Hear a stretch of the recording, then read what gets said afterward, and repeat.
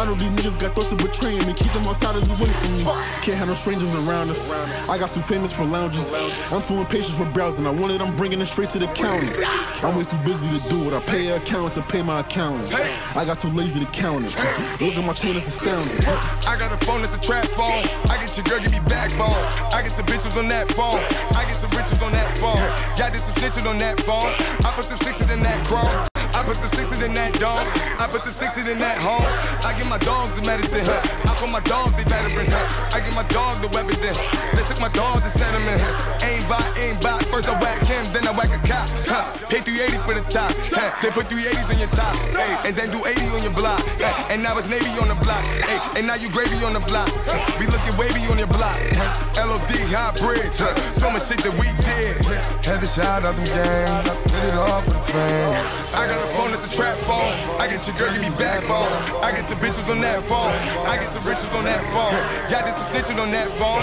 I put some sixes in that chrome. I put some sixes in that dome. I put some sixes in that home. Look at this shit, I'm inspiring. I'm a nigga they admiring. I get in the lab and I turn to a scientist. Got them thinking about retirement. I got some hoes out the country and I got a bunch of them flying in. I'm a product of my environment. I get some product and flood the environment. They watching the ice when I step at the light. I drop a tip when I left the toe. Rolex in my neck is froze. I got gold sets and I'm setting goals. My legacy on me setting stones. I know some niggas that's never home. But they do dirt and never tell a soul. He went back to the trap when he left parole. I got a phone that's a trap phone. I get your girl, give me backbone. I get some bitches on that phone. I get some bitches on that phone. Y'all did some snitching on that phone. I put some sixes in that chrome. I put some sixes in that dome. I put some sixes in that home. For the fame, we've been all through the pain and the rain. Same. Now congratulations and pop champagne.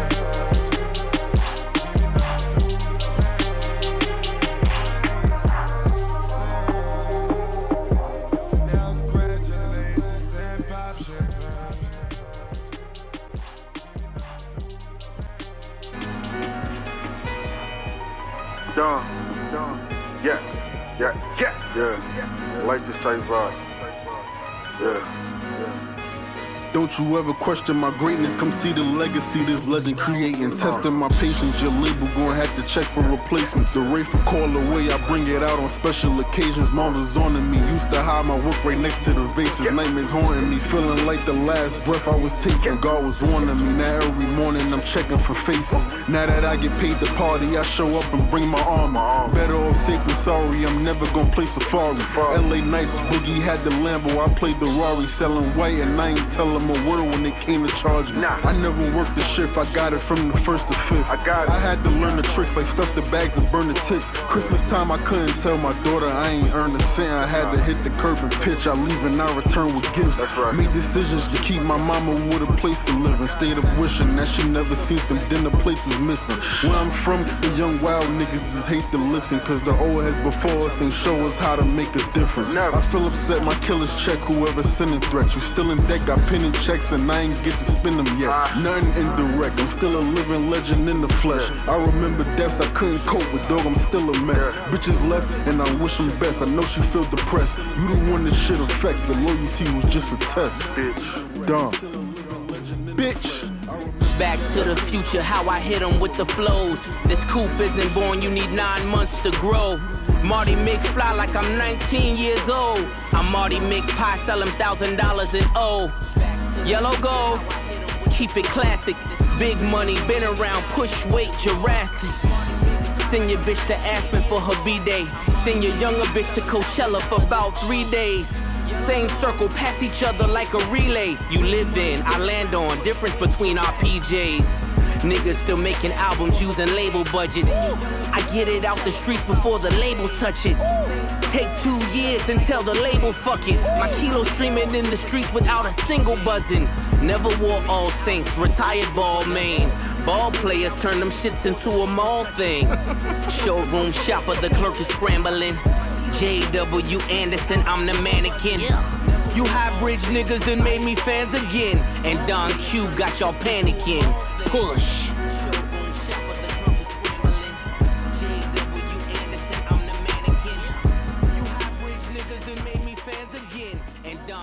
Got y'all panicking. Push.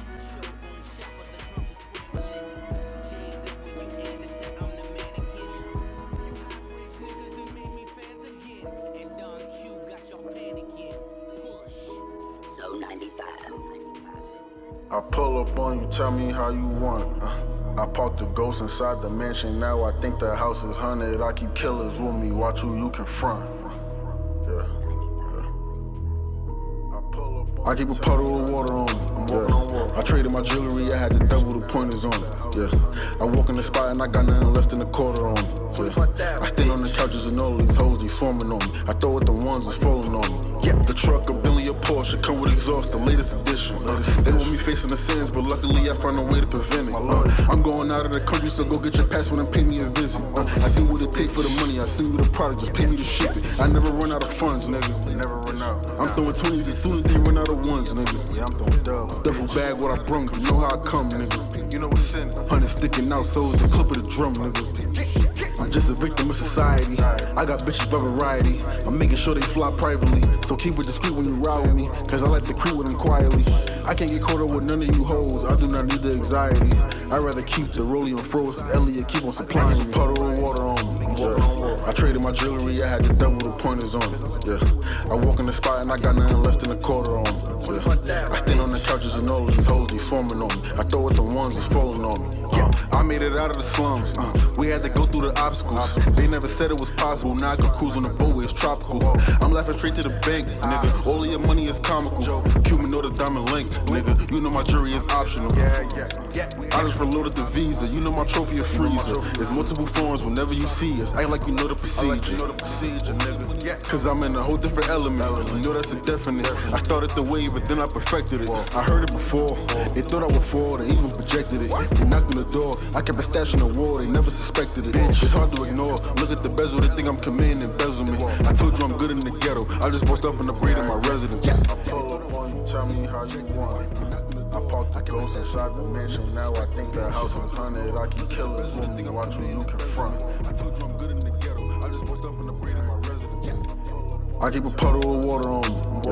I traded my jewelry. I had to double the pointers on it. I walk in the spot and I got nothing less than a quarter on me. I stand on the couches and all of these hoes, they swarming on me. I throw at the ones that's falling on me. I traded my jewelry, I had to double the pointers on it. I walk in the spot and I got nothing less than a quarter on me. I stand on the couches and all of these hoes, they swarming on me. I throw at the ones that's falling on me. I traded my jewelry, I had to double the pointers on it. Your love is a drug, stay away from me before I go crazy. I don't think it's gonna work with you. Don't take it too personal. I told you the truth even though it hurts to know. But everybody's been hurt before. And I don't want you in my system. She looks so good, but she's so bad. All these other bitches getting toe tagged. Quick eye contact, then we both laugh. Limp like a pimp, mink getting slow drag. Team of ballers, but we never had a coach staff. Can't judge, cause we both got a whole pass. Type to make a thug jealous, there ain't no gas. Got me writing love letters in my notepad. It's hard to pick the right one when the room fill. I probably never met her, but I soon will. I know she loves stunning in them new hills. Same thrill that I get when the coupe pills. Tell me all your secrets, I won't spill the beans. You ever made love in the Philippines? Have you ever mixed a bean in the fifth of lean? I could put you in saline, let you kill a scene. Yeah, I call you my bitch, but you still a queen. I could water your wrist, have it dripping clean. There's your ego, I could cover up your neck with kilos. Baby, I go Tarantino with that fettuccine. Yes, you think I'm spitting game, but I feel the same. Yeah, I know you've been hurt and I feel your pain, but I'm still doing dirt with a killer's hand. Before I make the wrong decision, baby, what's your name? Your love is a drug, stay away from me before I go crazy. Yeah, I know you've been hurt and I feel your pain, but I'm still doing dirt. Your love is a drug, stay away from me before I go crazy. I don't think it's gonna work with you. Don't take it too personal. I told you the truth even though it hurts to know. But everybody's been hurt before. And I don't want you in my system.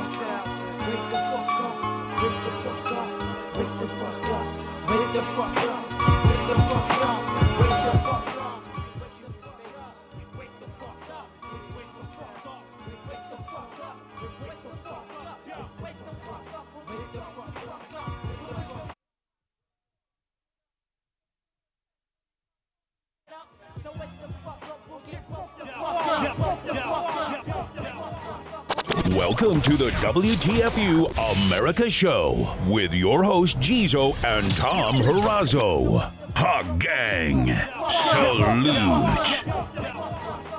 Welcome to the... Yo, it's Tom Harazo. And Jizo. Yo, I don't... yeah, I don't know what the hell went wrong there. Chantelle, are you still with us? Yeah, I'm here. Good evening. Good evening. Thanks for bearing with me there. I don't know what the hell happened to that intro. I don't know if you heard that as well. No, I don't think you did, Chantelle. Everything just started repeating itself, really crazily. But anyways, today we're going to be talking about the media, the state of the media. What does it mean for us? How does it impact our daily lives? Does it affect our behavior? Obviously, I think some of this stuff is pretty much, self-explanatory. It's self-evident as well. But I wanted to bring a couple, statistics. I like data. I'm very data-driven. So I wanted to kind of lay that out there, and see what we can determine. See if it affects us really, because media is changing, rapidly. So, Jizo, what you working on? I see Jizo got a pen and a pad, like he's writing rhymes and shit. You know what I'm saying? Got some yeah, I mean, I was working on this thing where I know it was a hectic week, so let me get, yeah, that's better. Get situated. Yeah, so like I had this thing where I was working on about radio rap music, how basically the record companies promote, I won't just say gangster rap, but like, cause a lot of rap nowadays is just glorified wankster music, or you want to say like that's how y'all say it in London. Y'all still use wankster, Chantelle? No, we never really used that term at all. Oh, shit, son. You better get up on it. Well, I got that from 50, but I thought y'all used wankster over there. No, well, I think it's wanker. Wanker. Right? Oh yeah, wanker. It's wanker, right? Yes. Okay. So, yeah, that's maybe what you refer to. And that's like, that translates to like being like a jerk off over here, right? Yeah, if you're like wanking yourself. Oh. yeah, wanker. My bad. Wanker. So basically, I was looking at, like, Thomas said, we got to be careful. Just like on another show I listened to, I was reading this website. This guy, he was anonymous, and for good reasons. It's not something that I want to stand behind and say I believe in this. I mean, I do believe in it, but I'm not saying that this is actually factual what happened. But so you feel like it makes sense to you? Yeah. Just the logic. Yeah, the logic. It makes sense, and and also I wanted to talk about, how we talked about this like 2 or 3 shows ago. How the media makes a black victim look worse than a white suspect. So, for instance, we got this guy that got shot 20 times in Sacramento, California, and the media. I think they said that he had a criminal background or whatever, blah, blah, blah. But just not talking about him, talking about other people that black men or minorities that got killed by police. Okay, so far I gather, you're wanting to hit on something on the music side of the media, and then framing, how the media frames certain people. And when I say framing, not like in a legal sense where they're setting us up for a legal L, how they make us look in the media versus other. So, I think that's where you're going with it. And Chantelle, I know you were kind of focusing in on the social media side of this thing. Yeah, I figured it'd be quite good to talk a little bit about social media. Since Facebook came into our lives back in 2004, we've had so many other platforms and we've had so many ways to kind of engage with social media, be a part of the media now. Many of us have become content creators. We have our smartphones that makes it really easy. We're all kind of developing our editing skills and the ability to upload. So I just think it's such a fast moving platform, so it'd be good to kind of look into that a little bit more today as well. Right, and that's a good point. Like you said, obviously we're here, we're trying to create content, we're trying to spread our own message. We all have our own agendas, of course, and and again, I kind of want to jump into just kind of lay a little groundwork as far as media, and I want to start with what we're dealing with, right? We're on the audio side, obviously, and there's a, you know, it's kind of a hybrid video side as well. That's the great thing about being on a multimedia platform. But at the end of the day, I think our core here is going to be audio. So, and one thing that I'm happy about is that radio is picking up. So if I'll direct your attention to your screens now, and this one's a little tough to. I actually had to make this one myself yesterday, because a website was telling me not to use their stuff. So I was like, let me keep it legal, and recreate essentially my own chart. So if we actually look at the screen here, this is and this actually is specific to the Black and Hispanic radio audience. What makes me happy about this is that there's actually growth, and it's really tough to tell, but from 2013 to 2017, there were 1.5 million new Black listeners, you know, of radio. Now we're talking AM, FM, you know, so traditional to what we call terrestrial radio. And on the Hispanic side, 2.9 million new listeners. So for such an old, you know, medium, you know, it's actually still, not only is it maintaining itself, but it's actually still growing, which is good, because the airwaves, what we call the airwaves, and here in the United States, and I'm pretty sure it's like that in England, you know, it's a public good. You know, we the people own these waves, and a lot of people may not know this, but what happens when you don't use something? Private corporations are always there, ready to jump and take it, right? So if there's a park, for instance, a state or national park that a private company can take over and monetize, they're gonna do it to make profit. And it's actually happening with the broadcast television game. Now that we've moved from analog to digital, I don't want to bore you guys with the technical stuff here, but basically they're looking at it like, wow, there's a lot more, you know, of the frequency band, you know, to go around, and the private industry is wanting to buy some of that so they can create, and some of the products they want to create are awesome. They're talking about, you know, basically Wi-Fi, you know, using the old TV waves, if you will, old TV frequencies, and creating like this, you know, Wi-Fi. Of course, you would have to pay for it, but it's like Wi-Fi everywhere, you know, type of thing. So again, we see growth in radio, which is a good thing, because it's going to ensure that basically it remains a public good. You know, that some, you know, some hawk out there isn't going to say, oh yeah, now's the time to strike and take back these radio waves from the public and start making them pay a lot more, right? Because when we tune in, all you need basically to listen to AM, FM radio is a cheap radio, and boom, you've got content right there delivered straight to you. You don't have to have internet. You don't have to have anything. That's the beautiful side of radio.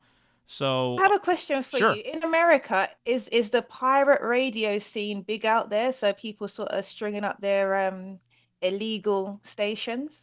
Not to mine. I have heard, actually, it's funny because I'm also a ham radio operator, which is basically an amateur radio operator. You have to have a license though. You know, you have to take like a course. It takes about a day, you know, like 10 hours, and then you take a test, and I have a call sign, you know, federal government, no, the FCC, basically. I carry a card with me.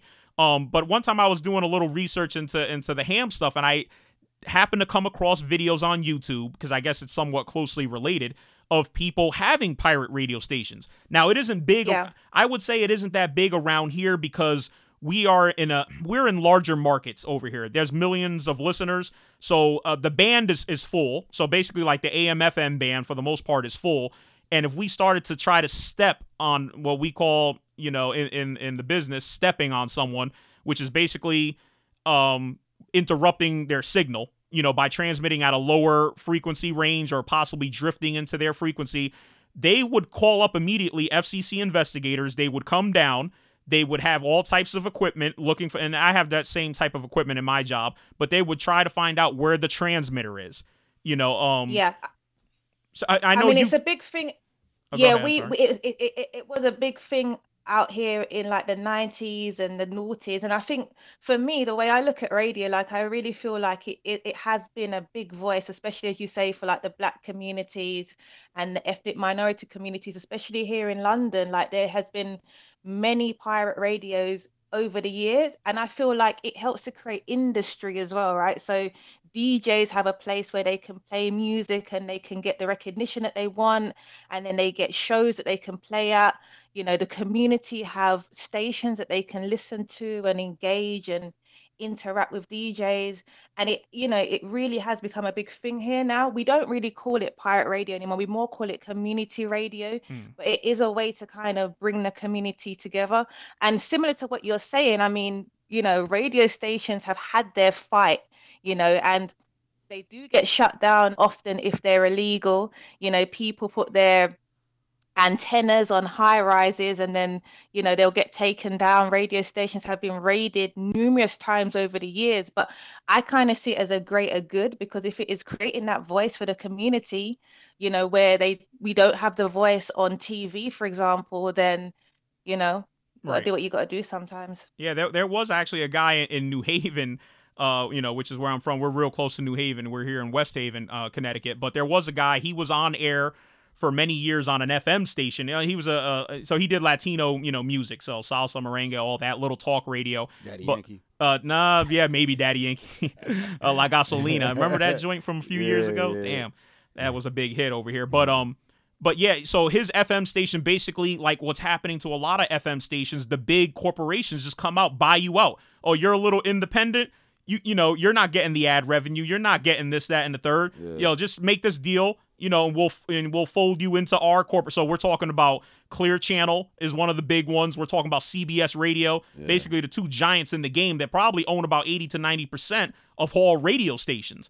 So basically his went under like so many other little local FM stations have went under. But basically he wind up popping up years later, because we do have laws here where if you find an empty slot on the AM band or even the FM band, and you go up with, I want to say, less than 100 watts. So now we're talking about power of the transmitter. You're legit. You're operating what's known under the FCC, our Federal Communications Commission, as a low-power radio station. And again, as long as you're not interfering anyone, you're good. So he was transmitting out of his house, but I think a couple neighbors were complaining because, you know, like I said, he's right out of his house. So they're like, yo, I can hear this dude on my TV. Like the signal's crossing in. I can hear him on my cordless phone. So, you know, you got that kind of thing. I remember watching a movie, speaking of pirate radio. It was called Pirate Radio, and it was about England. You know, I guess they were playing rock, and at the time, I guess they weren't really cool with rock. You know, we're talking a long time ago in England. Have you seen it, Chantelle? No, a movie called Pirate. Yeah, Pirate Radio. You know, they took it, and it was based based on a true story from England. And it was a time when, like, I guess, I don't know, like, people just, and we must be talking like the 50s and 60s, I guess, where they just weren't really, kind of like what happened with hip-hop here, right? Everyone rejected it at first, and we just saw last year hip-hop and R&B have outsold every other genre last year. So that you know, in 2017, so that shows you the growth, you know, and what, about what, 40 years? When it is, I forget when it's, I don't really know the origin date of hip hop, but about 40 years. About 40 years, you know, it's gone from being hated and lambasted to, you know, basically taken over. But anyways, in England, they had a similar situation with rock, and these dudes, basically it got to the point where the federal government created a law. Anyone caught transmitting this stuff, you know, on the mainland is gonna we're gonna jail you. You know what I mean? Because it was happening so much. So these dudes got a boat. And they went outside of basically the boundary of where the international waters start and English or, you know, United Kingdom waters start. And they were transmitting off the boat. And basically that's how pirate radio came out. Yeah, exactly. That was, you know, well, so that's what kind of music were they playing? It was rock, just straight, rock? You know, like Beatles type shit. Like, oh wow, damn. Yeah, you know what I mean? And like, what year is that happening? Oh man, I forget what year the movie's based in. To be honest with you, but it was a while ago because obviously rock is very, you know, highly accepted. You know, probably mainstream in England now. So that's some history for your ass. Yeah, if you get a chance to check that movie out, it's pretty interesting. The lengths that they would go just to be free, to have that you know, freedom of programming. You know, and I always like when people are able to like find a way to create opportunity. And even the fact that we're talking about the media today and social media, it's people just finding a way around certain regulations and not letting regulations stop you from doing what you need to do. So it's almost like they found a loophole and they were still able to transmit the music that they want to transmit. And there's people out there that wanted to listen to it as well. So, right. You know, it's good. Yo, in my view. yeah, I'm sorry. Go ahead. I want to touch what you were saying. So I was listening to, my dude Madison, Uncle Madison. He was saying Black that Eagle. Black Eagle, 90% of talk radio, and I'm gonna turn it to another part of the radio, is owned by right wingers. You know what I'm saying? Right. I was like, damn, that's crazy. That's a unproportionate part of talk radio, and because they was talking about that dude that got shot in Sacramento. It's like, we need to control the narrative more, but it's like, it's just like what I'm about to talk about, the music. Like, how can we control the narrative if we don't? Minorities don't even own half of. I think you just. I'm glad you brought that up, because what happened? There used to be a thing in the FCC called the Fairness Doctrine. That means that on the public airwaves, right? We're talking about radio and TV. There needs to be a balance of thought. So if you're gonna have X amount of liberal, progressive programming, or conservative programming, there needs to be a balance, right? Yeah. But then guess who got rid of it? Our favorite president. I'm just kidding. Fucking Ronald Reagan. When Ronald Reagan had that repealed and removed, that's where you saw, and actually and this is where you see Rush Limbaugh. And I don't know if you're familiar with Rush Limbaugh, Chantelle, but basically he's a big, for those who are not familiar, he's probably, he was one of the leading voices in conservative talk radio. Actually iHeartRadio, who signed him to a $500 million $500 million deal, like, I forget, 10 years ago. They're going bankrupt. They are? They are. But Rush Limbaugh showed up on the scene when Ronald Reagan lifted the Fairness Doctrine. So basically he was like, nah, you know what? We don't really need all this balance. Like, yo, if conservative corporations want to come and buy all that up, hey, they can do that. You know what I mean? Like, there's no balance anymore. So that's the genesis of why so much AM radio, in this country, which is mostly talk radio, is dominated by conservatives. That's why they're. Yeah. But you just asked the question, right? How do we do it?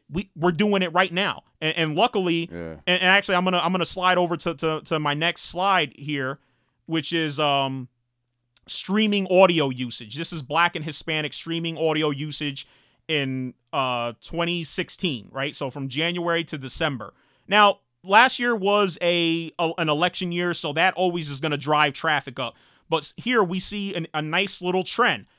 Black audio streaming, and this is audio streaming, so this could be, to be fair, this could be anything, right? This could be music. Obviously, Tidal's big now. Tidal's not that big, but Spotify. What do you use, Jizo? iTunes, Apple Music. Are you big into streaming, Chantelle? I generally just listen to mixtapes on YouTube. I don't really download anything. I just put my Wi-Fi on or whatever and just listen. Okay, so you're pretty... I'm kind of old school. Like, it was really up until recently that I kind of stopped getting CDs, but like CDs from like the market, kind of right. Just leave it at that. But CDs from the market, and then I just now listen to like mixtapes online. You're not buying bootleg CDs, I hope. No comment. No comment. No, yeah, I hear you.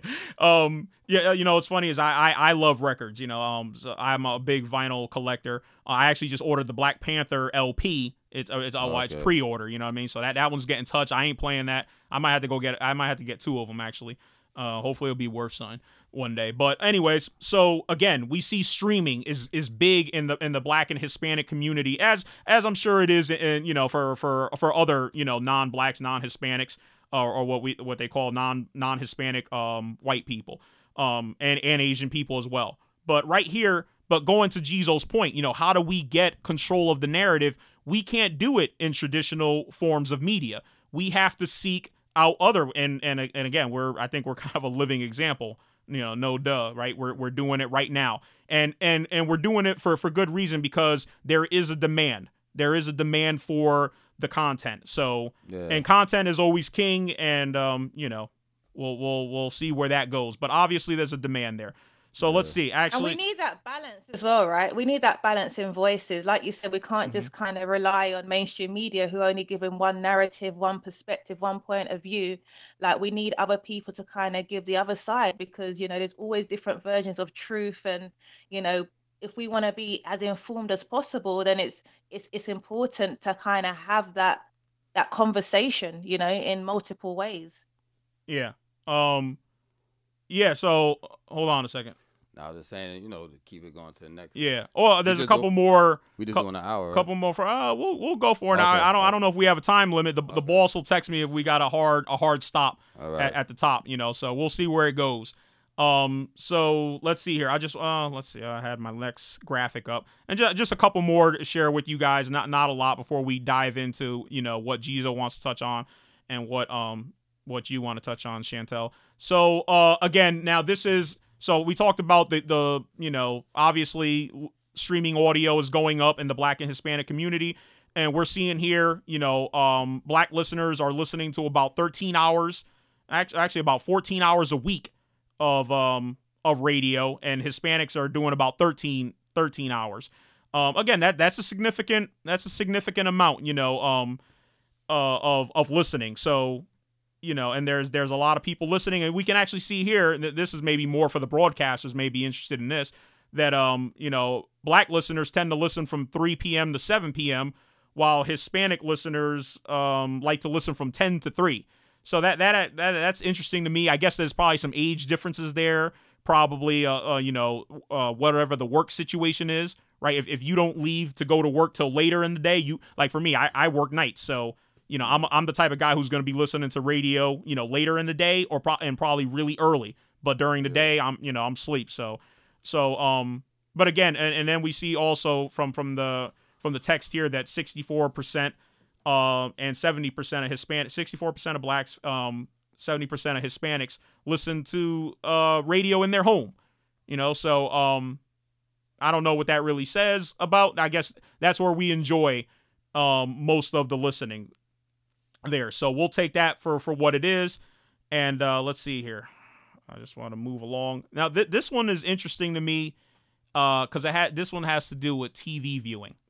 Now, when I was looking at this one, I was saying to myself, now I know why, right? Older people are always like the world, and I don't know if Chantelle, if you've ever had Jizo, you ever had what we call old heads or older people say they're, basically the world is going to hell in a handbasket, something to that effect. Like I heard that before. So it wasn't like this in my day, kind of thing. Right, exactly. Like when we start saying that means we're getting old, basically. We don't want to be saying that. Right, and the thing is, this chart actually explains why they think it wasn't like that. There's two reasons, right? If you're really old, you didn't have all the different forms of media that we now have, right? You didn't have push notifications to your phone letting you know that something horrible just happened in Wichita, Kansas. I just bring up Wichita, right, in the middle of somewhere where not in the middle, but in a place that you're not from, right? But I think what this chart illustrates is when you're younger, if you look at the first 4 groups, actually, you look at the first 2 groups, let me make it a little bigger for myself so I can see here. You look 12 to 17, right? You're watching, maybe 13 hours of television. So are the 18 to 24-year-olds. As you start to get into your age bracket, Chantelle, you're a little younger than me and Jizo. Now you're watching about 20 hours a week. All right, so you're watching more. Get to me and Jizo's bracket. Now we're watching 30 hours a week of television. All right. Now I'll just jump to the big one here. By the time you're 65 and better, you're watching about 46 hours of You're basically, your full-time job essentially is watching, and overtime. You're putting in overtime as well. You're watching TV. Right. Damn. You're taking in information. So when you're watching Fox News, you're watching this, you're watching that. You're looking at, and obviously we know the news shows a lot of the, what do they like to show? Death, right? Yeah, robbery, all the things that are going to grab people's attention. Not, oh, guess what? This guy helped, an old lady across the street. Oh, great. That's great. That's going to really that's what you're supposed to be doing. You know what I mean? Like, we like to, in the media, likes to talk about stuff that's wrong with the world. So, yeah, if you're programming yourself. Go ahead. I was just going to say, I think we also have to bear in mind as well when it comes to TV and older people, like it's company for old people, having a TV on all day and night. A lot of these people, they're housebound, they don't have a lot of family and friends around them. So just having a TV is just company and in a way companionship, and they're just absorbing it all like a sponge, and they don't necessarily have that critical thinking or intellect that we have nowadays, because we can get information from different sources. So what they hear on the TV, they just take as the gospel truth. Right, absolutely. And that's why I love just browsing through headlines, Gizo, right? So when I browse through the headline, I try to extract the facts, and then I try to look into it further. When you're watching the TV is kind of a passive thing, right? You know, you're watching the TV, right? So that, you know, and what's funny is I wind up when I'm watching the TV, you know, I got my cell phone in my hand. If I hear something that doesn't sound right, that sounds fish, I'm hitting the Google machine. Now Google's not necessarily, you know, the end all, you know what I mean? But it's like, if you want to get more, you know what I mean? But I'm an active listener. You know, a lot of our, you know, the older people, older folks, our parents, you know, they're not active listeners like that. You know, not to disparage the older, but, you know, they're just not used to it. When they watch TV, they want to relax. You know, when we watch TV now, we're trying to, you know, put some shit on Twitter, you know, go put some shit on the gram, and that, you know, initializes responses. You know what I mean? People may say, oh, that's true, that's factual, or that's BS, this, that, and the third. So, you know, it's a lot different. So I'm not trying to say that old folks just, you know, they just watch it, they just suck it all in, but they're different listeners than and viewers than we are, I think. And I think you made a good point as well about active and passive listening, because I know, like, because I don't have a TV anymore. I haven't had a TV in like 18 months, and I don't miss it. But when I used to have a TV, like you said, I used to have it on. It was just passive, and it didn't matter what was on the TV. I was doing what I was doing. It was just noise in the background. But now that I consume most of my content online from YouTube, a lot of it is active. So I'm actively taking in the information. Like, I can't do something secondary while it's on in the background. Like, I'm actually sitting down and I'm locked into it because I've taken the time to find content that I actually want to engage with. So I think it's just a different experience nowadays. Right. No, I agree with you 100%.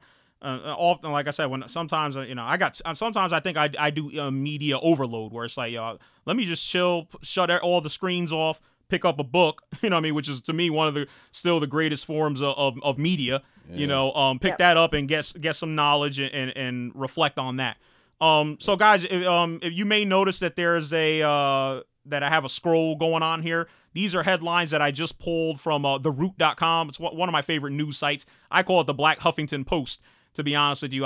So I recommend it personally, because I like the language that it's written in. It's kind of our language. It's urban, you know, it's slick talk at the same time. But the guys and girls who work there, ladies, are very talented. So if you see a headline that interests you, want to read more, go to theroot.com and just you know, check it out. But anyways, and we're always trying to bring in as much info as possible. That's why I decided to throw it up there. Let me know if you like it or hate it. It's too distracting. It's lame. It's not relevant.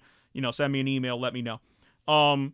So, Gizo, I want to transition to you because I know you got that stuff in that pad, and there's a lot of pages. Yeah, I ain't that much. You know what I'm saying? I just so basically, yeah. So I was just talking about I'm gonna jump into the radio, which I feel strongly about, and I think we both feel strongly about it because we have the kids, and it's all about the kids, you know. I remember 50 Cent said that when Nas was getting on Nas back in the day. I'm like Wu-Tang, man. You know, so I'm for the children. Oh, you for the children. All right.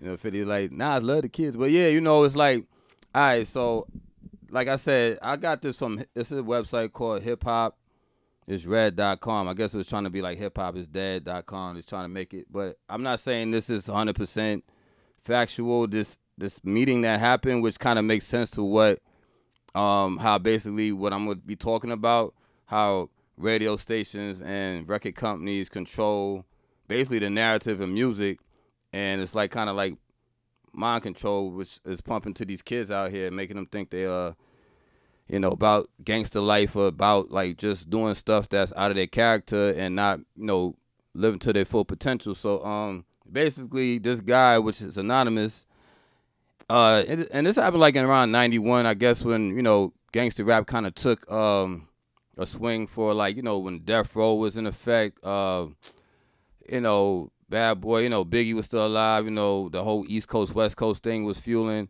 And so kind of the golden years of hip-hop. Yeah, kind of golden years, you know, when gangster rap, you know, kind of, I mean, it was out, you know, Cool G rap back in the day, stuff like that, but it wasn't, like, really selling like that, you know. But anyway, he basically was, I don't have a name, like I said, because he's anonymous. He was talking about how he went to this meeting in a house, and he didn't really know anything about it. It was like basically a bunch of music execs, and they were talking about, you know, we want you guys to come in here. You guys are move shakers in the industry.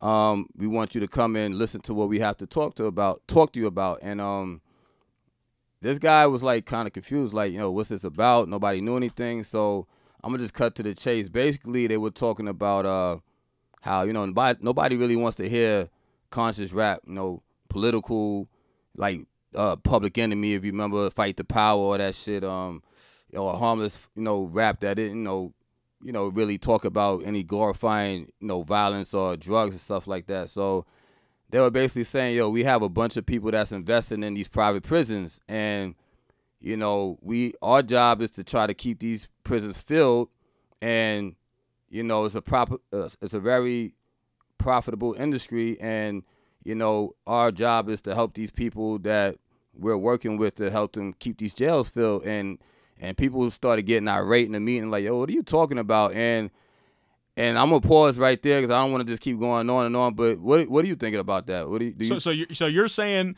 that this was a meeting with some high level, just to kind of sum it up real quick. There's some high level cats from the industry, you know what I mean? Yeah. Introduced to this unknown figure that's basically, you know, saying that we need programming, right? So are you saying that the content of the music? Yeah, he basically was saying that fuck this political conscious rap shit. Right, we need to push the gangster rap, because the gangster rap is going to make these motherfuckers, I guess, it's going to make them live out those gangster dreams and shit that they want to have. Yes, you know what I mean, and then that's going to help us keep these prisons packed. Exactly. You know what I mean, so these stockholders could get paid. Exactly. So man, that's.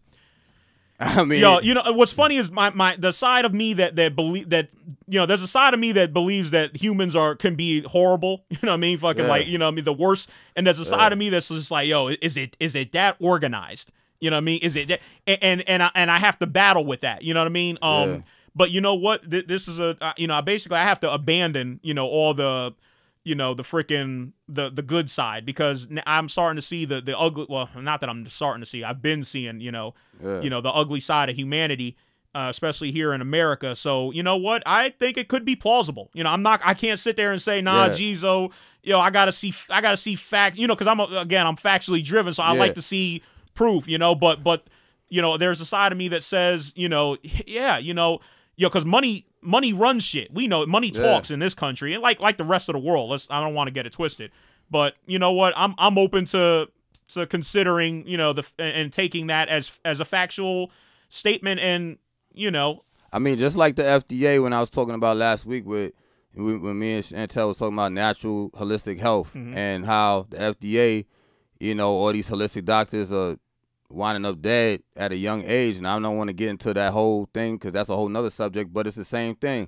Why, you know, when I learned about this like 10 years ago, that, you know, really the FDA doesn't want you to learn about natural or certain therapies that is better than chemo and stuff. But I don't want to get off topic, but what do you think about it, Chantelle, what I was just talking about real quick? I think there's a lot to consider. I think just like what Thomas just said, sometimes we don't want to believe that people are strategically planning these things for so long, and we don't know whether, you know, it just occurs, or, you know, are people just planning to, you know, for a downfall of particular communities, or is there, you know, money involved as influencing decisions? Like, I don't know what to say. I really don't know what the intent is, because I think when it comes down to certain things that we see manifest, it's all down to the intent. So what is the intent behind certain decisions? Like, it's hard to kind of know unless you're kind of in those particular organizations and kind of see where the strategy lies. So we just have to see how things play out sometimes, and just be prepared to know how we react to it. Right. And you know, what's Chantelle, you know, you asked me to take a look at some of the stuff from Yvette Carnell, you know, and I did over the weekend. And it's funny, you know, because she really loves to pick on Diddy and Diddy, Rick Ross, and Jay-Z. You know what I mean? Like, you know, that was just one video though. Okay, so in that one video, right, I don't want to say that that's what she's all about, you know what I mean? But in that one video, she was really harping on them, you know what I mean? Basically, kind of in a way, she wasn't getting as conspiratorial as you guys, but she's like, look, you got to look at look, and she's basically asking her audience, look at the music, look what they're putting out, how they've normalized that sort of behavior, right? The being a bad boy, the selling dope, right? And as that's a means to success, right? Instead of us admiring Rick Ross for being a correctional officer, right, for leading a lawful life, you know, Rick Ross, the regular guy, I don't know his original birth name. We all know that who the real Rick Ross is, you know, right? We now admire. You know, well, some people do. You know, I mean, not all of us. You like, yo, I was no CO, man. You know, he was denying that. Right, he was denying. It's like, yo, you know, what's funny is he could have been all right if he would have said, yeah, you know, that was me. You know what I mean? Freaking and he probably wouldn't have had such a big issue. He's like, yo, that was my life. I wasn't liking it. You know what I mean? This, that, and the third. I decided to do other things. You know? Yeah, I mean, I look at it like this. I truly believe I got a dude that's in the industry. I'm not gonna say his name, of course, but we had an argument. Not me and him, but you know, me and him and some family members. Like, yo, you think about it. The only I'm gonna say not conscious, but like kind of conscious rappers that are selling are probably Kendrick, J. Cole.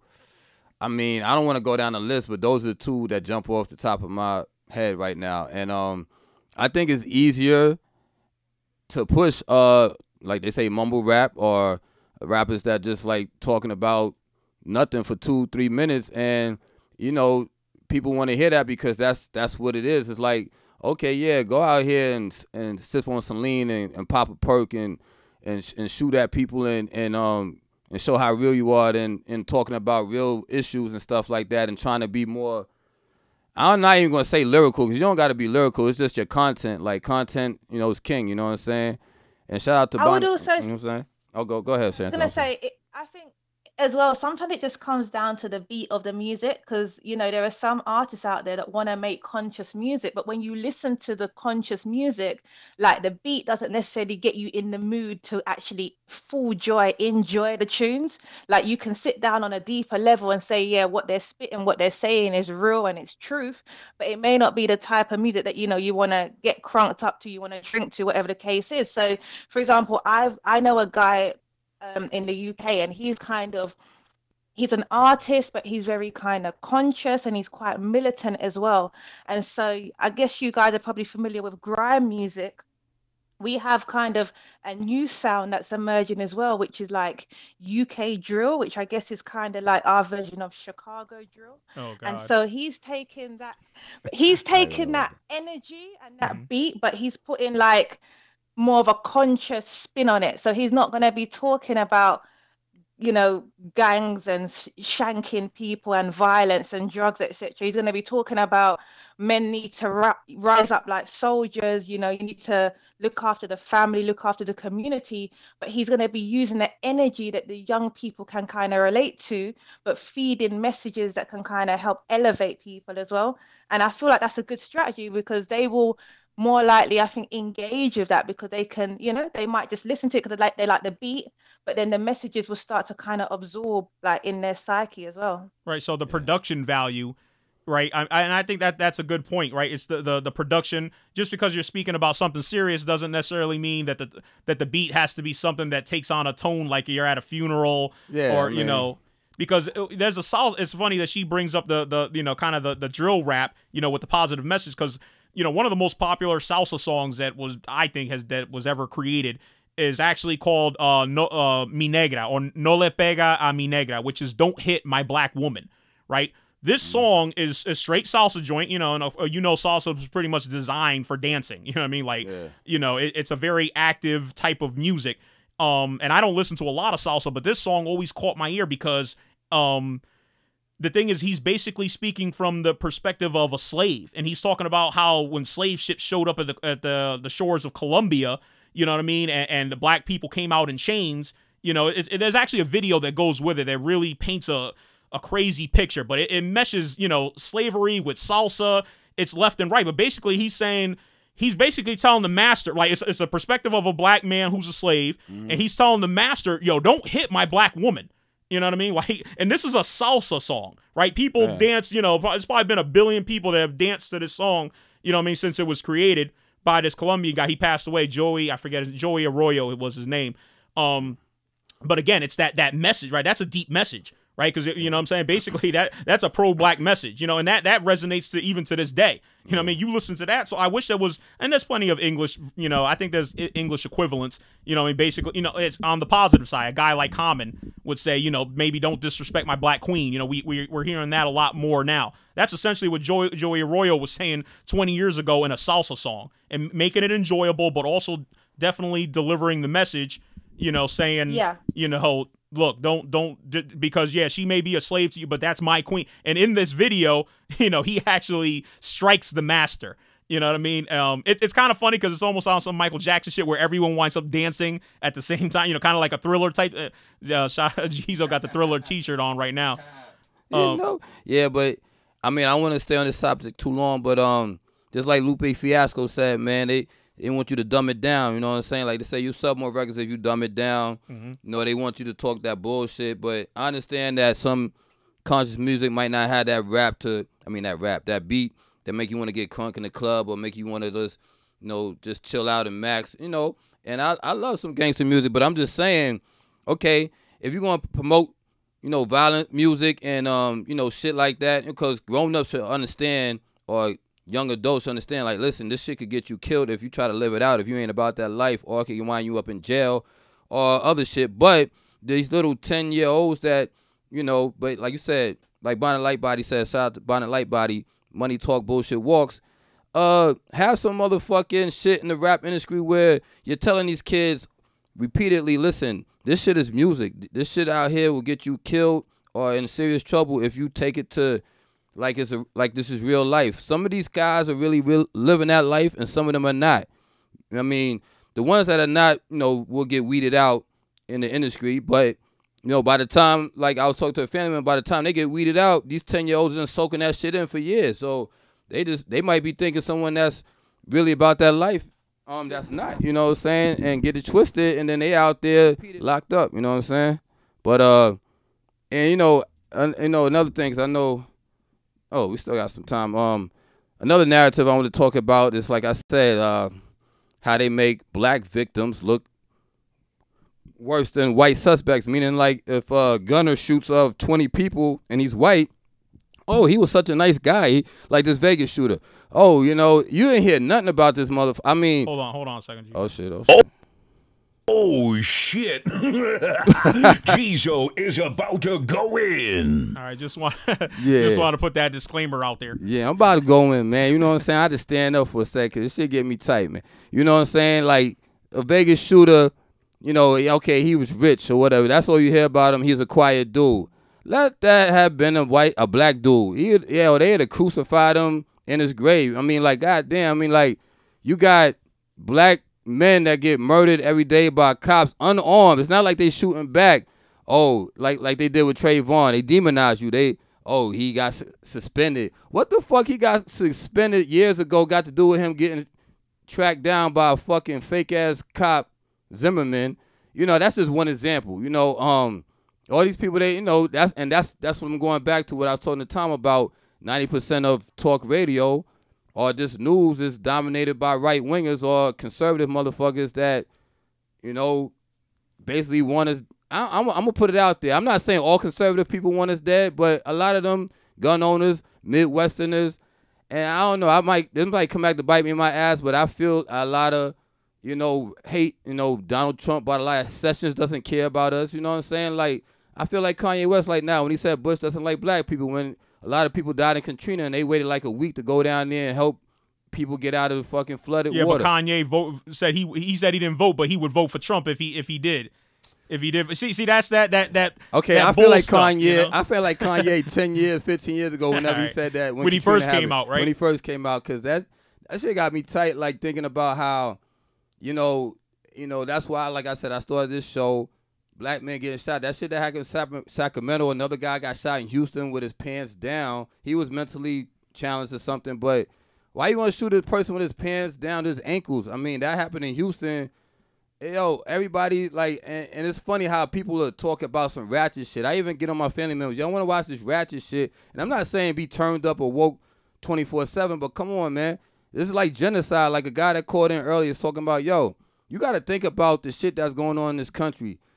and it's like a silent genocide. They killing motherfuckers like one by one. It's not like they coming into a black area and just mowing down 20 or 30 people, but yo, cops are silently taking motherfuckers out one at a time. It's called death by 1,000 needles, man. So you just, shit. you know what I'm he saying? just hit me with some Chinese fucking with Chinese finger trap. Yo, but yeah, it's the narrative, man. Like they make us look like we're the big black man that's going to kill everybody. Yo, it's just crazy, and I just want to do more. Like I mean, I'm not saying I want to be a lawyer. I got to do something. I mean, this podcast is just the first step, but they say protesting is good, but you know, you got to vote. You got to get out there and make these motherfuckers feel accountable if they don't do shit. And I'm talking about people that's in politics. That's why, like Madison said, you can make a difference in politics. You can't make a difference in sports. You can't make a difference in the rap. I mean, you know, you could be a player in politics, which I'm not trying to get all knee deep in it, but I want to get in it and make my voice heard and try to get with the millions of voices. Just like with Bernie Sanders, like, you know, he almost won. He almost beat out Hillary. A lot of people got behind him, like you said, pushed him with their little donations and shit like that. I don't know what it's going to take, but it's going to take something for people to really stop, like, fucking walking around in the days. Like, until it happens to your family. Just like these fucking, and I'm going to leave it at this, these right-wingers that's talking about as these left-wing people out here that's making these kids protest and shit. How the fuck you going to say that? These kids seeing they classmates get gunned down and killed. So you're going to push it on them? Like I heard Jimmy Swaggart's wife is out there talking some shit. And I'm like, Jimmy Swaggart's still around? I'm like, this dude here, like 89 years old, you know, getting people to pay for that live, church shit or whatever. I just went off the hedge. I'm sorry, man. I'm going to stop right here. We got Gizo settled down now. But, yeah, obviously when you, Chantelle, when you take in all this info, right, and this is kind of the, you know, when I talk about a caveat of taking in too much media, you know, it winds you have no choice, right? If you're a human being, you know, who has emotions and you're looking at all this stuff, you have no choice but to, you know, get emotional about it, you know, and act and ask others to do the same, you know. So I understand where Gizo's coming from. I'm sure you do too. Definitely. And I feel, yeah, that happens a lot when things happen. We can react a lot to things emotionally, and I think, yeah, we do need to kind of take a step back, look at it rationally, and like Gizo said, like, what can I do as an individual to kind of change things, shift things a little bit? And even, you know, touching back on the whole music thing, like, we as individuals have a choice in terms of what music we want to listen to. And, you know, if we have children or if we have young people around us, we can help lead them in a way into what they should listen to as well. So you was given the example earlier of like hip hop, and you know, I'm more of a reggae dancehall person, and I can see the contrast in that genre as well. And it's like, you know, within dancehall music there's a lot of derogatory language and sentiment, but within like reggae and culture music there's a lot of positive messages. And it's like, we can choose, like, we can choose whether we want to listen to the hardcore lyrics or the conscious lyrics. We have a choice, and especially with all the different types of mediums that we have accessible to us now. We don't have to rely on the radio or the DJs or the selectors to tell us what we need to listen to. We can actually choose what it is we want to take in. Absolutely. And it doesn't have to be every day we want to take in certain negative lyrics that might charge us in a negative way when we go out there. Like, I think it's easy for people who don't live around violence or gangs or that kind of environment to kind of take a step back and say it's only music. But if you live in that environment, I think that's when the music can start to take effect. So, but as I say, we have the choice to kind of say, you know what, I don't want to listen to that today. I want to listen to something that has a positive message, a positive sentiment that can maybe school me, teach me, give me that right energy to go about my day with, you know, my head held high. And, you know, we have to kind of take that responsibility as well. Right, and I think that the older you get, you know, because I used to listen to nothing but hip hop, but obviously as I got older, the hip hop changed. I got into talk radio more. And today, for instance, you know, I'm outside raking leaves, trying to get ready for the spring, you know, trying to get my yard ready. And I'm like, you know, I'm done listening. You know, I'm tired of listening to, you know, XM radio, which is something I listen to a lot. You know, I'm gonna put on Dawn Sullivan's show. behind the wall, and listen to, the stories of, female incarceration, what their struggles are. Yes. And try to get woke in that, because I'm not 100% aware of everything that's going on. Yeah. I try to stay in tune, so I gave that a listen to, learned a lot of things. Yeah, she got a good show. I listened to it before. Yeah, right. Good. So yeah, you're right. But it's a thing where it's we can't. It's real tough to make our kids. And you mentioned kids, and I think I'm glad you mentioned kids, because with social media, and them being on it, it's very difficult to monitor what they're on unless we're getting their devices on a daily, even every couple hours, to see. And they're slick with it. You know what I mean? Yeah, they know they can Google how to delete their history just like we can. You know what I mean? Yeah, so they're slick with it. But you mentioned that you're into and I want to kind of I just want to take this opportunity. You mentioned, Chantelle, that you're into dance hall and reggae. Yeah. So daggering. Can you? What's this all about? Like, to me, it's one of the things that I really personally enjoy when I watch it, when I see it pop up. It doesn't pop up as much anymore as it used to on different videos. But what's that all about, though? Daggering, it was just a thing. Dancehall went through a little phase, and just a bit of wildness in the dance halls where men were just kind of gyrating a bit too hard on the women. And there were certain tunes that was out at the time that was kind of encouraging that kind of daggering behavior. But, we're more into the whining. The whining is always a staple dance move that you do within dancehall. But yeah, it was just a thing. Young people having fun. You would never call me daggering in a club. Okay, see, you preempted my question. I was gonna say, we're not gonna ever see a video of you daggering. What I liked about it is the acrobaticness. I'm kind of making up a word here, but the it looks challenging, to do these things, these maneuvers on the dance floor. So some people were better. I think some people practice it, to be honest with you. Shit? Huh? That's HT shit? Yeah, that's your type of Gizo sitting here. Yeah, this is my type of shit. Like, I need to go to the dance hall. I don't know what it is. I gotta see it first. Oh shit, my bad, Gizo. I think I turned you down. Oh, yeah. I don't know what it is. What's up with this dagger? Yo, I plead the fifth. Plead the fifth. So what you're saying is it's kind of a fad now. It's over, right? It's not really big as it used to be.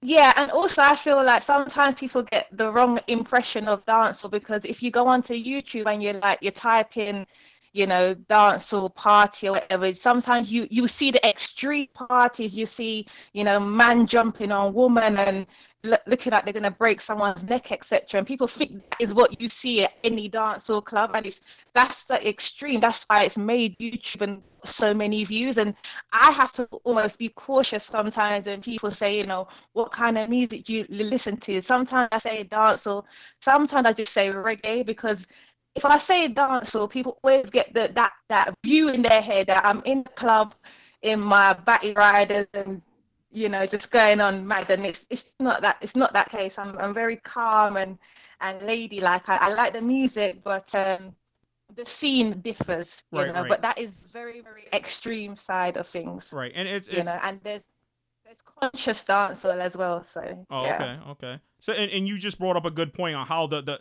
even the types of media that we take in, right? The perceptions, right? I drive around, I'll never forget this, but when I got out of boot camp, I would come home, the couple times I got to come home, I would put on, because I was kind of I guess you could call me a boot, is what we basically a rookie, you know what I mean? Fresh out of boot camp, and I would put on my uniform, and I go visit my friends and family, because I wanted to see the transformation, and one day so in the same day, I was once greeted by a cop on a motorcycle. He as he drove by, he was like, "Good day, Marine." I'm like, holy, look at this crap. First time ever in my life I got someone saying hi to me, right? Before, basically when I'm in my Timberlands and my jeans. You mean a cop? A cop. This is a cop saying hello to me, right? You know what I mean? Well, I couldn't get a cop to say hello to me, before, So I'm in my uniform and he's saying hi to me now, driving around on the Harley, right? So, and then later that day, I was in my car. I'm still in uniform. I'm still driving around, checking everybody out from the block. And but now I got my radio turned up. It's summertime. It's like September, August. It's hot as hell out. I got my windows down. I got my radio up. Nothing crazy. Not like when I was a kid. I don't have the big 12-inch woofers in my car, you know, banging 1,000 watts like I used to. I'm just playing my radio. And a cop is actually going the opposite direction of me. Now we're stuck in traffic. You know, he looks at me and tells me, turn your fucking radio down. You know, I'm still in uniform, mind you. Now, he doesn't see that I'm in uniform, right? Because I'm 100% convinced. Now his perception is I assume is he's listening to hip hop. You know, he's living in this area, you know, which is a kind of I guess where more minorities live in New Haven. We call it Fairhaven, mostly Hispanics. Why did he feel the need to curse at me, right? You know, and yell at me to get me to basically abide by, I guess, what we would call the noise pollution laws, right? He could have said, excuse. Now, if he had seen my uniform, he probably would have said, hey, Marine, turn that down, right? He probably would have said something more neutral like that. But the fact that he saw a Hispanic face, he heard hip hop blaring out of my car. Turn that fucking music down. And he gave me a look like if I didn't comply, he'd probably get out the damn car right then and there. Unfortunately, like you kind of like going back to what Jizo was saying, you know, how the media makes us look. Sometimes, you know, other audience, right? Other people just from the media that we take in, they can already put things on us. He looks at the hip hop Hispanic face. He's like, oh, this kid's a thug, right? This kid's some sort of hoodlum. Oh, absolutely. You've been profiled essentially, but with the uniform, it makes a difference. So it's almost like, you know, if you're black or if you're Hispanic, if you're a cop and you've got a cop uniform on or you've got another uniform on, that it's almost like your race becomes neutralized in a sense. Oh, I absolutely. And I can attest to, there's something called military privilege. You know what I mean? And me and my brother got to see it, live in action, because we both got in trouble while we were both active duty. And, of course, what did we do? We did the best thing we could, as two guys who don't have a lot of money, who can't have a Johnny Cochran, rest in peace, come defend them. We put on our military uniforms, which we were allowed to do, to go to court. And that helped out a lot. If we were two just, Hispanic kids from New Haven going to court for the stuff that we were going to court for, it would have been really bad. And one day I'll explain that whole story. That's when I just got back from Iraq. I got into some trouble with my brother. So yeah, we slapped on our uniform, metal shining, this, that, and the third. Boots, not boots rather, but shoes, real shiny. And we showed up to court, and we got some special treatment. We got treated better than most people would, from our area. So there's definitely a thing such as military privilege, like you said. It takes it takes away the race. They look at the uniform. Oh, that's green. All right, that's military. That's different. These are not just Hispanic kids. These are not just black kids. They're serving in our military. But I want to try to transition to social media, Chantelle. And I know that you had been talking about that, as we were building up to today. Do you have anything you want to bring to that? Anything you want to start us off with?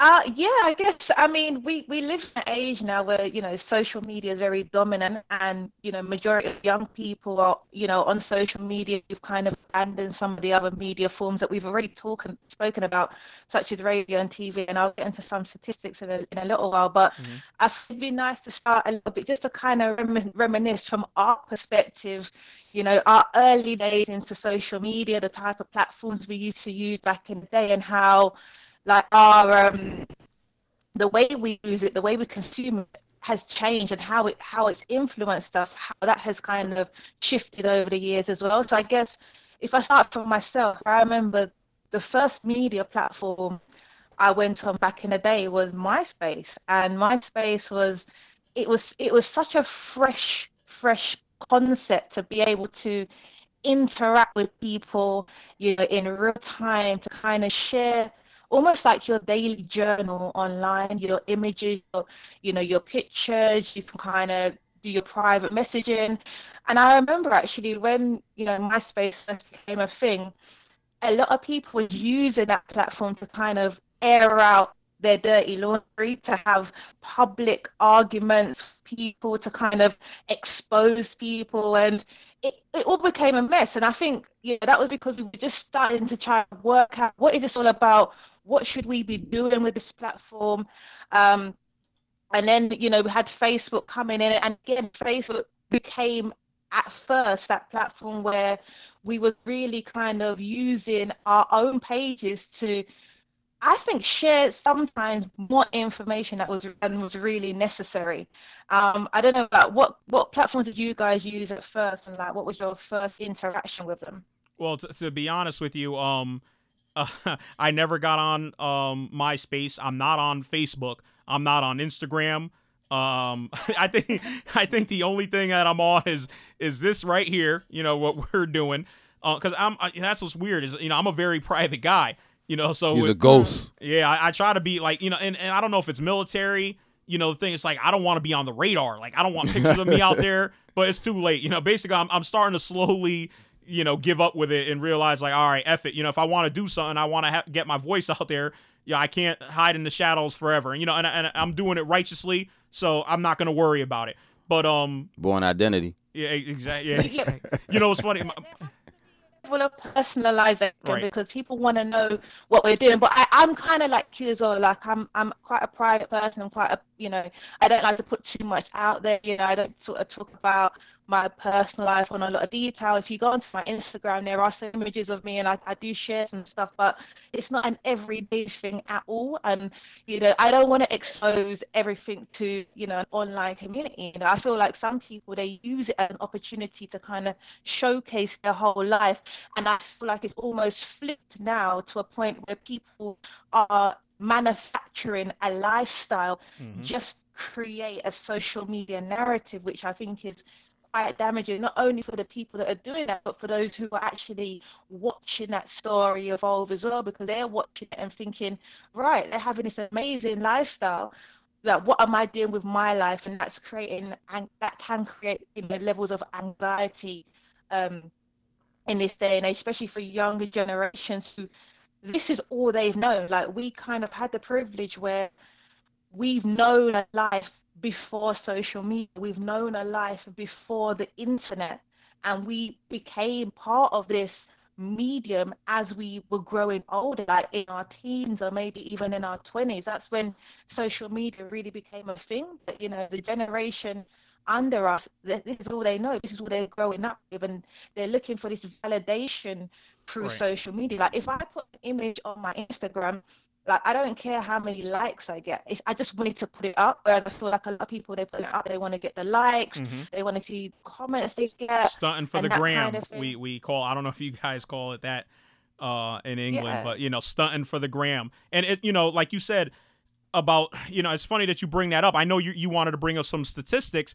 but, you know, I was also I also did a little research on you know, social media as well, and I got some stuff from a lady, Melody Hobson. She's the president of an investment company, Ariel Investment, and, you know, she cited a study where people, there's this thing now called FOMO. This is what they call FOMO, fear of missing out, right? So it drives Americans. So where you're talking about the basically where you're talking about the emotional state of a person from taking these things in. You know, there's an economic side, right? And it's making people spend money, right? They're looking at these narratives, and I don't know if you heard the Hung Gang anthem. Are you familiar with it at all? It's by Lumo the Great. It's on iTunes if you get a chance. You know, I actually need to download it myself. But there's a part in it where Lumo says, you know, fuck your chinchilla, right? So, and I don't know the context that he actually says it in. You know why he's saying it. I'll tell you that offline. Oh, okay.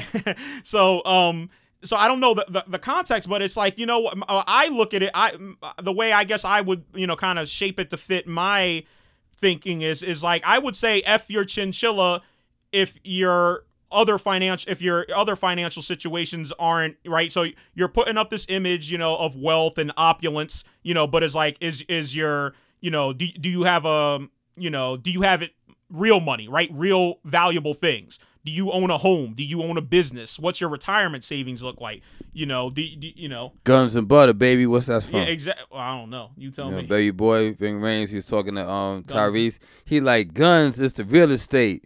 Da-da-da-da. He's like, butter, the shit that depreciates. Cars, you know, clothes, you know, guns and butter, motherfucker. Right. So, and exactly. With the chinchilla, you know, it could be worth, you know, X amount of thousands of dollars today. Is it going to be worth that later? Probably. Is it going to grow in value? Probably not. You know, so again, you know, just kind of thinking about that lyric and me just kind of extrapolating it, you know, just it's like, yeah, I look at a lot of stuff on social media because although I'm not on social media, I do peruse through social media. You know, my wife always has her social media up, and she, you know, she's always making references. Oh, did you see this? I'm like, no, I don't see that. You know, I look at her social media. You actually just brought up a really good point, and I know you didn't actually mean to bring up a really good point, and that's context. And sometimes, so you're talking about something that you've observed in a jingle, and because you don't know context of that reference, you've created like almost like your own narrative to make sense of it, where there's actually a backstory that wasn't in the context of the actual jingle. And I think that happens a lot in social media. So people just share videos, share images, share ideas, share quotes, etc. And we don't always know the context. So we then draw our own assumptions and we have our own thoughts and ideas. And that's something that I feel like over time we will start to get better at and start to get right. Because one thing about mainstream media, when they try and give us news, they always try and frame it so we kind of understand the backstory and what's going on. Whereas when we want to share videos, you know, whether it be on WhatsApp or whether that be on our social media platform, sometimes we're just sharing a video and if someone else shares it and someone else reshares it, and then we get an idea about a set of people or a particular culture or ethnicity, and we don't actually know what's going on or why they're doing what they're doing, and that can be dangerous. And there are platforms that kind of even exploit, you know, content like that, and it makes groups, especially minority groups, so be Black people, for example, it can make us look away in certain scenarios because no one really understands what's really going on there, you know. And I think we just, to be careful, we need to kind of be a bit more mindful of when we're doing that, because when we share content, we are becoming content sharers and distributors in our own way. And, you know, a lot of the stuff that people send to me, I might view it, and only if I think it's really important do I even send it on. But 99% of what I receive, I always end up deleting it as well, because, you know, it can just fuel a fire that doesn't actually need to be fueled unless people really know what's happening. Right. You know? It can fuel fires. Go ahead. Pause. Super chatter. We missed it here. Let's see. Go ahead. You showing me like yeah, because like you know, I'm the you super chat announcer. You the super chat announcer. Got that. So, lady, I would say lady. How you say lady? How you say that? All right, hold on, stand by. Where are we at? Let's see. That's a weird name. Ladies testicles. Ladies testicles. Good one. Ah, shit. Ladies testicles. Yeah, lady testicles. You know, it says we have television programming. Is YouTube considered media programming? No, definitely. You know, this is all right. It's the new media, right? You know, definitely YouTube is media for sure. You know, so anything. So as a ground rule, anything that's trying to send you a message. Right, it could be the stop sign at the corner of the street. You know, that's a piece of media right there. It's intended to send you a message. So obviously, if you're receiving messages on YouTube, you're receiving signals that are trying to get you to think a certain type of way. Yeah, you know, for sure. So that, you know, so media can be as simple as, you know, even any advertisement, any card you see on, you know, just anything, almost anything with letters and text on it. True. I want to say something else real quick, Chantelle, about the social media. But real quick, Nozzle sent it. You saw this, right? No, I didn't see that. Oh, I just saw it. I mean, it's basically what you're talking about. But yeah, on the social media tip, Chantelle, yeah, you ever heard about, it was this like talking about how dopamine, like when people like on say Facebook, Snapchat, or maybe Instagram, you know, like when people get likes. You know, it's the social media stuff. It's like a dopamine, and the people that built these, like Facebook, they knew, and you know, these apps and like social media sites, they knew that that's what make them sell, because, you know, dopamine is like, you know, it's a drug that makes you feel good. So when people get likes, it's like, you know, people interact more, and like when people don't get likes, it's like, oh, what am I doing wrong? Why are people not liking my? Just like even with YouTube, you know what I'm saying? Like people want you to hit the like button. If you're not getting likes, it's like, oh, why am I not getting likes? So, but when people do get likes and, it's like it makes you feel good, and then everybody's like sharing this. And so you're talking about like validation. Yeah, like a validation, like, okay, like I'm getting validated by people liking my shit. And, basically these programmers knew that going in, that would be one of the factors in making money with these social media sites, because they know that people are really kind of, like a lot of people that they say are on social media heavy, like putting their business out there and living that Facebook life, like they said, if I was living your Facebook life, I'd be rich, you know what I'm saying? Because they're hollow inside. They're not happy. They just like, they putting everything on social media, and, they could vent, or they could just be like, it's just like, why you putting your whole life on here? Like, who wants to know?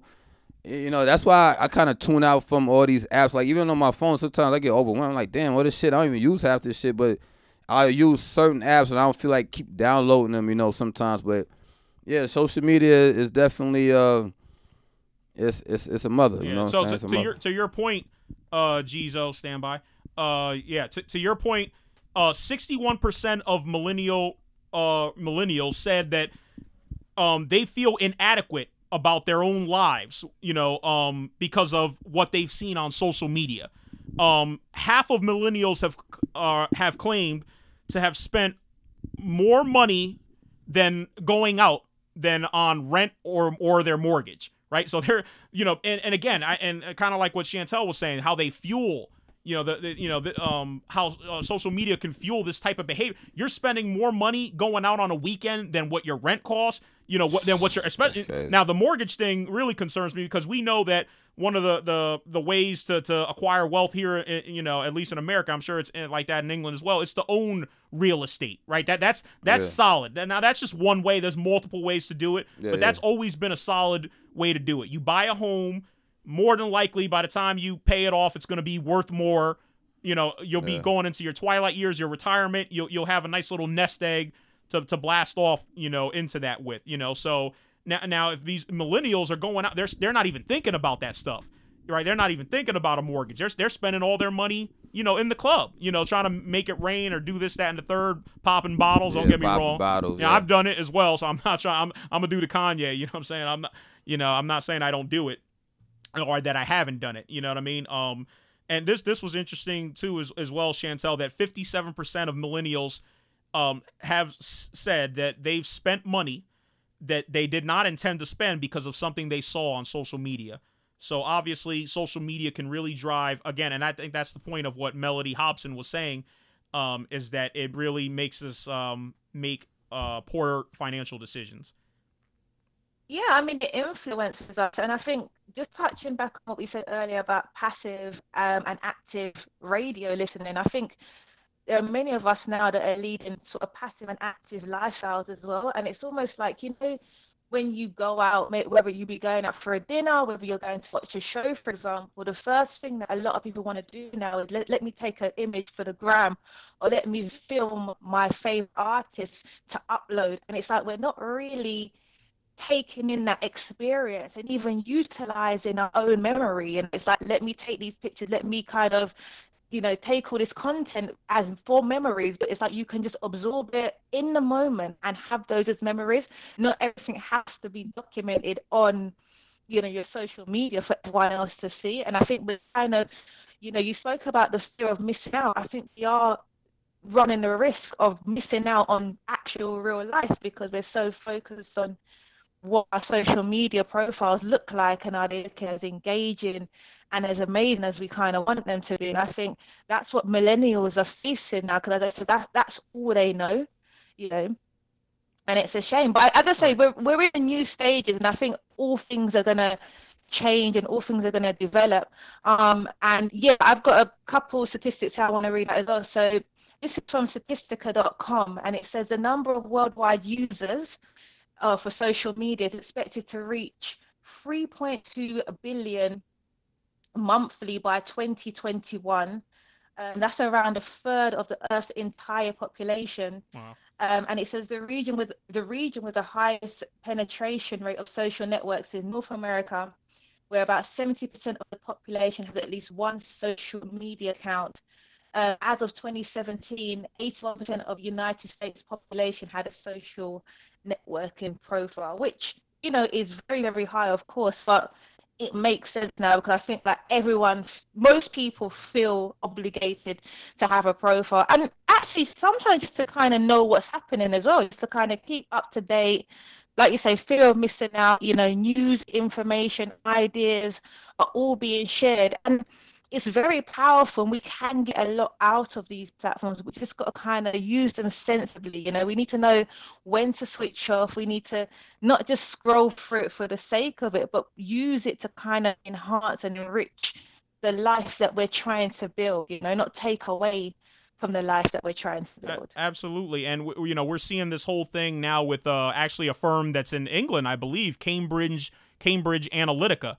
Right. This is a firm that basically Facebook, you know, let them have access to all of their data so that they could use the data to, you know, help target people who would be susceptible or, you know, willing, maybe possibly if they get nudged enough to vote for Donald Trump. I don't really have a problem with that per se, but it looks like Cambridge Analytica was doing a little more than that.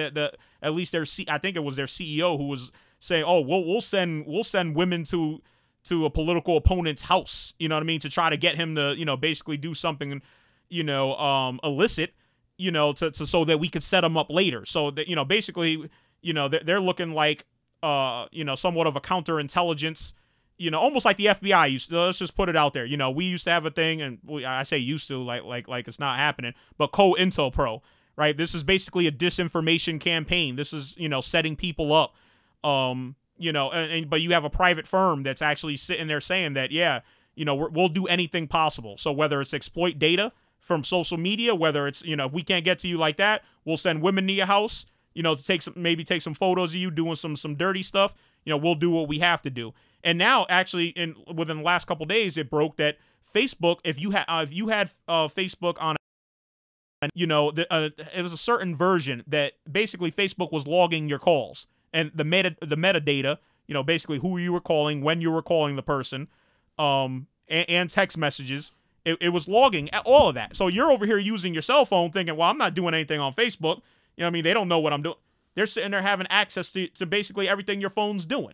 You know, so, yeah, you know. and Go ahead. And like you say, there's definitely an agenda behind that. And a lot of it is down to your advertising and targeting, and all these social media platforms, they all have their own algorithms, right? They all have their own rules that they use to kind of help to control what we see on those social media platforms. So the more things that you start to like and follow and engage with, they take that data and they start to feed you other information, whether it be adverts or other pieces of content that relate to that. So sometimes we feel like we're going on these platforms and we're seeing what everyone else sees. No, you're not seeing what everyone else sees. You're seeing content based on your past, history and activity on there, and it's all part of the algorithm, and it forms as well something what they call confirmation bias. So we might like something, and then we start seeing other information related to it and think, oh wow, yeah, I must be on the right track because look at all the other information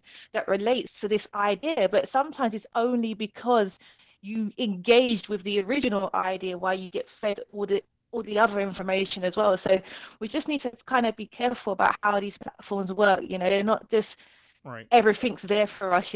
Sometimes you may even need to put your system on incognito mode or something just to kind of try and get something that's a little bit, or sign out of your social media platforms, i.e. sign out of YouTube, and just look at it not being signed in so you can see other information and not just the information that they think you should be seeing or that you want to see. Absolutely. We have to avoid being in an echo chamber, and that's the thing is, now that we can select our media, right, we can pick out our favorite podcasts. We can, reject what's on the big screen, or the small screen rather. We need to make sure that we don't get into an echo chamber where, like you said, with the confirmation bias, that we're not we want to seek out, because I'm a fact finder, I'm a truth seeker, right? But yeah. I don't try to deliberately find the fact that agrees with me, right? If there's something that I believe and I find otherwise, I'm going to say, well, I can't believe that anymore. I was wrong, right? Of course, we have a president here in the United States that's never wrong and never apologizes. Basically, he's a narcissist. He has that's a mental issue.